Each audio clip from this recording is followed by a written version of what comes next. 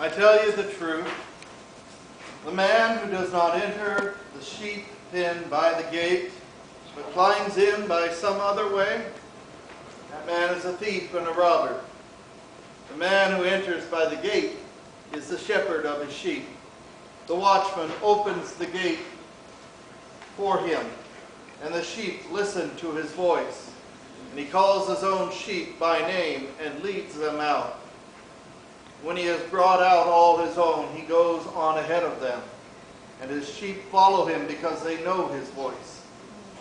But they will never follow a stranger. In fact, they will run away from a stranger because they do not recognize the stranger's voice. Jesus used this figure of speech, but they did not understand what it was that he was telling them. Therefore Jesus said again to them, I tell you the truth. I am the gate for the sheep. And all who ever came before me were thieves and robbers, but the sheep did not listen to them. I am the gate. Whoever enters through me will be saved. And he will come in, and he will go out, and he will find pasture. The thief comes only to steal, to kill, and to destroy. I have come that they may have life, and have it abundantly. Since reading of God's Word, may He bless it for our minds and our hearts. I know that many times when the shepherd is gone, that there is an opportunity for the sheep to be in danger, or to get sick, or to be molested in some way by robbers. And Jesus is talking to his disciples there. And I thought it was interesting that in the early church, early on, there were some who tried to say that they were leaders of the church. But that they were really about something else. They weren't really trying to lead the church. They were trying to make something for themselves. And that is one big difference that you will find in the leaders that you look for in church, amongst your laity, and as you're looking for clergy to lead you.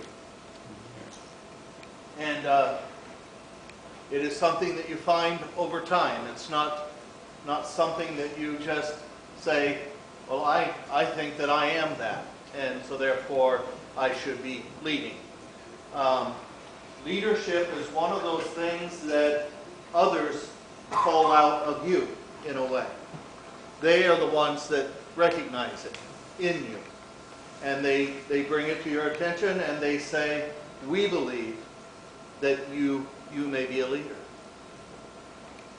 But even a person who has leadership ability needs some skills, needs some understanding and some training in how to navigate the bumpy waters of church life.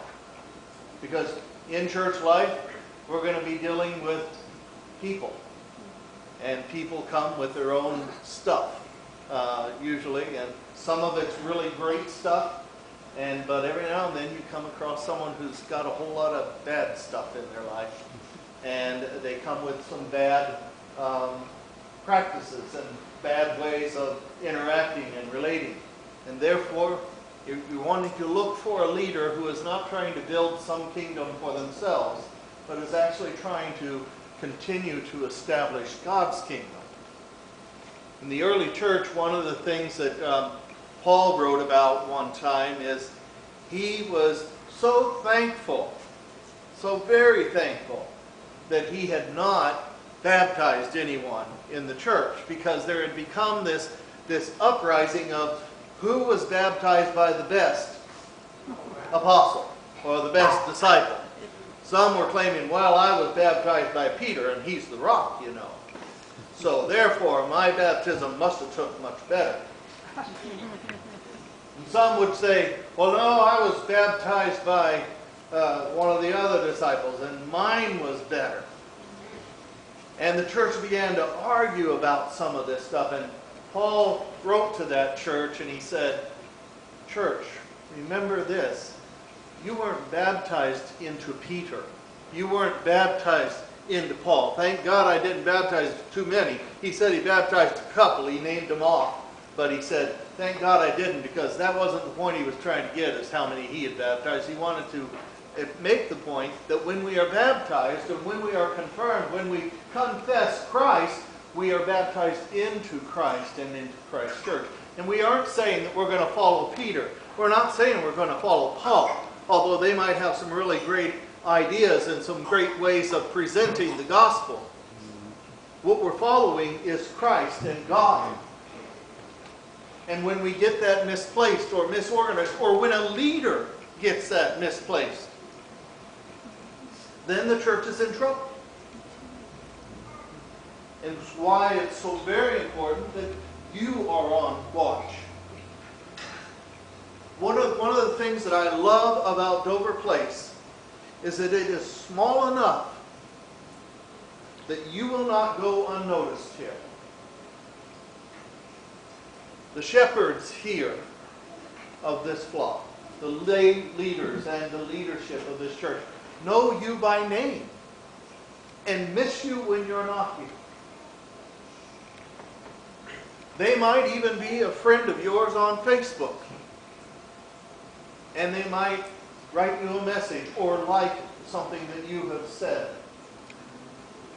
And if they don't have Facebook, they might even call you or want to go have coffee or Coke with you, or maybe have dinner with you. That's the joy of this size of a church. You can't come here and not be noticed. You can't come here incognito and leave and not be engaged at some level. And if you really want deeper level, you're not going to have to go too far here before someone will engage you at a deeper level, if you're wanting that. That is the beauty of your community. It's one of the things that makes you so unique.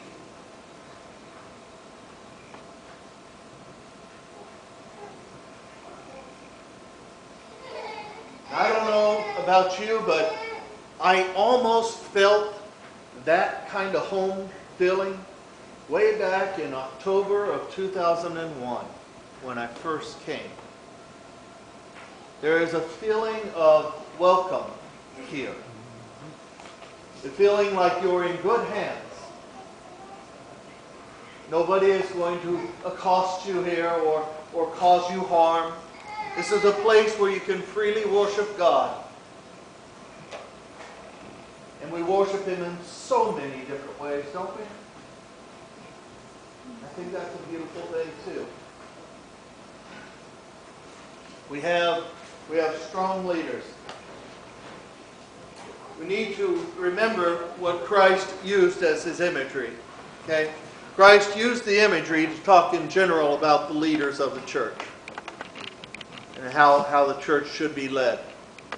He used the image of a shepherd because it's important that we take care of the sheep. Does the sheep know that it's really getting sick or that it's going into a dangerous spot? No. Sheep are followers. They just follow wherever the sheep in front of them is going. And so the shepherd must be there to watch and tend and take care of. To throw a rock at the wolves when they come around, right? To make sure that the sheep find the green pastures. That they get a chance to get by the water. Get a drink. And that when one gets lost in the brambles or gets off the path, the shepherd is going to go for that one who is sick, who is not willingly with the group. Jesus was saying we must be shepherds if we are going to lead in a church. And some of you may be saying, well, I'm just not a leader. Well, you may not be a leader that wants to run the board meetings, or you may not be a leader that wants to do a building campaign or something like that. But each one of us, I would submit to you, is called by God Himself. When we say yes to God, we're called to serve in some way, to lead in some way. And finding out what that way is for you is important. And as you take on leadership, understand that it's a pretty lonely job sometimes. And you're not going to get great thanks for it necessarily. Some of the things that you do will go totally unnoticed even. But that's leadership. It's not about you. It's not about you getting credit for doing whatever it was that you did. You might shovel the walk one Sunday when it's snowing, and nobody says thanks. They just, wow, they got here and it was done, and they just assumed that it magically happened. Someone might have mowed the lawn. Someone might have put oil in those candles, or prepared the communion. Or someone might have just been out in the narthex here area welcoming people. Someone might have just been printing the bulletin this week. And yeah, some of those folks, some of the things that get done in church are compensated, but not nearly at a level that it's ministry in all cases. Somebody comes around the church and gets the church clean. But each one of you is called in some way to serve God in some way. You must find it out. You must figure it out. And then put yourself to it. And know that you're doing it so that God gets glory. God is glorified in the work that we do for God. So my prayer is that you find some strong leaders. My prayer is that, and I know that you have good leaders, and I know that Penny has met with you yesterday, and that she is a good leader. And she will give you good names, and she will take you on a good direction. My prayers when I do leave, my prayers will not cease to occur for Dover Place. I will pray for each one of you, individually, personally. I will remember you. If I forgot you, boy, wouldn't that be a shame? Wouldn't it be almost a 12 and a half years in the bucket? But you have made enough of an impression on me, and we've had enough interaction and relationship that you will never be far from my mind. Just as Norwalk continues in my mind, church that I served before I came to you. I still think of members there and pray for them. Pray for their church. And I pray for you. I will not stop. That will never end. And I pray that you will pray for me as I go forward too. Because that's what we do as leaders. So may God bless us. May He give us strong call in our hearts so that we might really understand what we are being called to do. And may God give us the mercy and the grace and the strength to stand up to that which we have been called for.